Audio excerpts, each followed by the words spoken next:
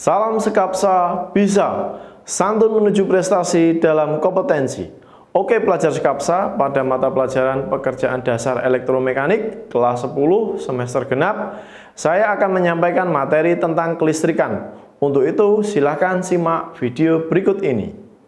Baiklah pelajar Sekapsa, untuk pertemuan kita yang ketiga hari ini pada semester genap mata pelajaran pekerjaan dasar elektromekanik atau PDE. Untuk kompetensi dasarnya untuk hari ini yaitu 3.7 menganalisis pekerjaan elektromekanik dari bahan non-logam.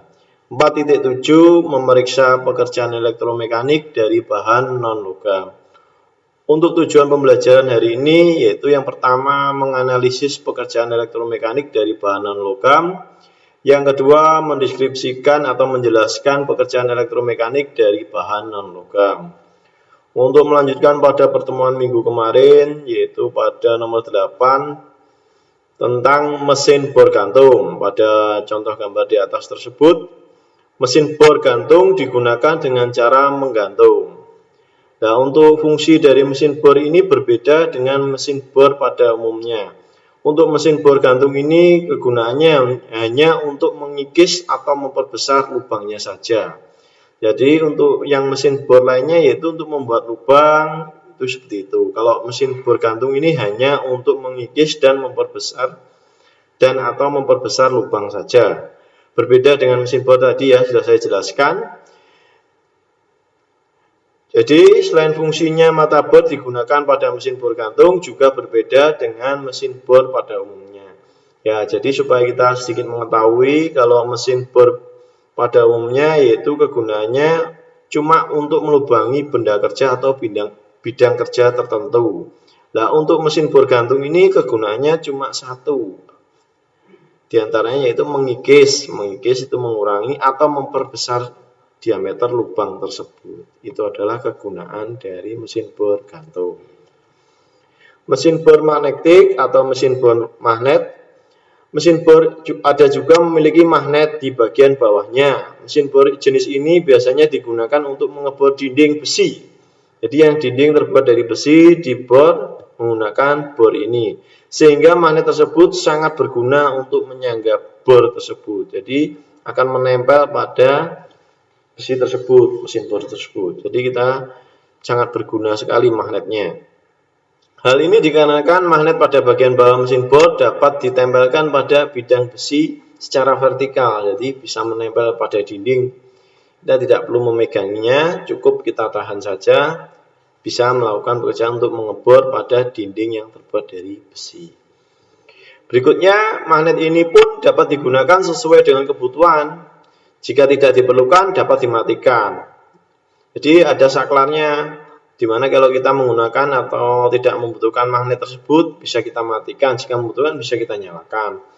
Namun untuk menyalakannya Anda perlu menekan pada tombol saklarnya. Itu ada saklar on off-nya untuk menyalakan magnetnya dan juga menyalakan mesinnya juga ada sendiri. Untuk mesin bor magnet itu pun tersedia dalam berbagai macam ukuran.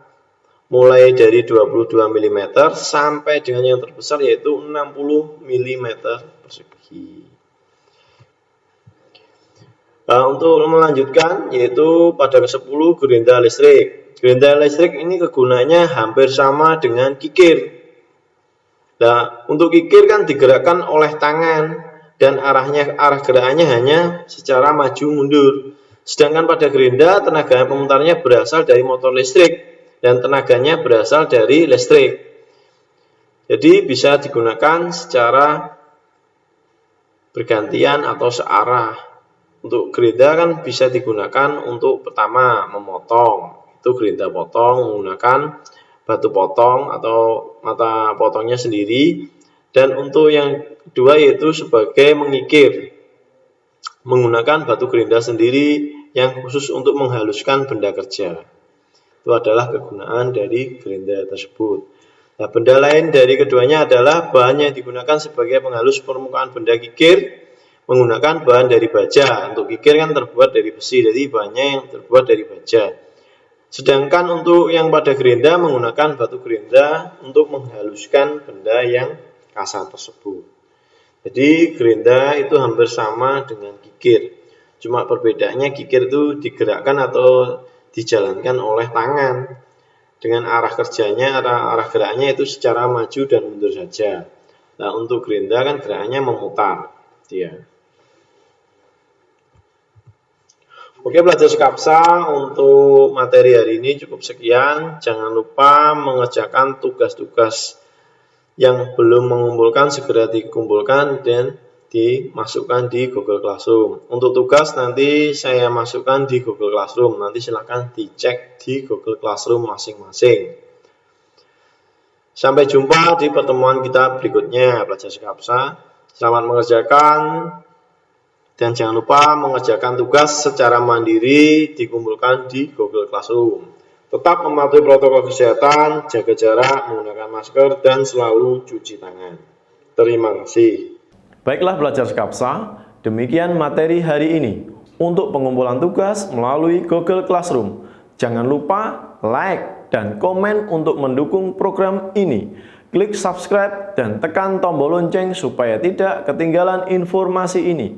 Dan share jika menurut kalian video ini bermanfaat untuk orang lain. Sampai jumpa di video kita selanjutnya. Salam Skapsa bisa. Sekolah Berbudaya Industri berkarakter wirausaha menjadi idola sekediri raya.